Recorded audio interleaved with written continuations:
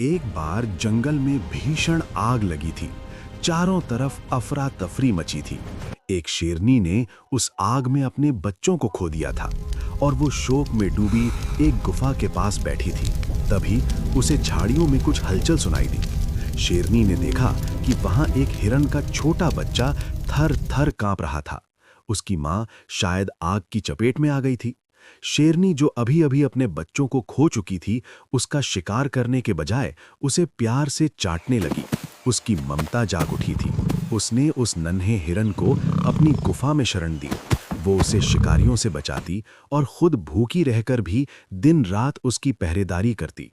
हिरन का बच्चा भी अब शेरनी को अपनी मां समझने लगा था और अक्सर उसकी खाल में दुबक कर सो जाता।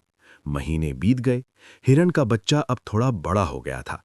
वो कभी-कभी शेरनी की तरह दहाड़ने की कोशिश करता, लेकिन उसके गले से सिर्फ एक मीठी सी आवाज निकलती।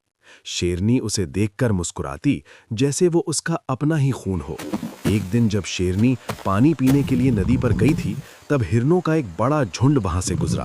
अपनी प्रजाति को देखकर उस नन्हे हिरन के अंदर का प्राकृतिक खिंचाव जाग उठा।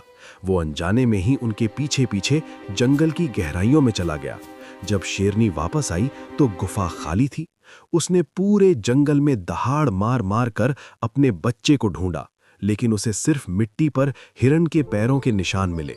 वो उस रात बहुत रोई, क्योंकि आपने अभी तक बेल आइकन नहीं दबाया और इस कहानी को शेयर नहीं किया।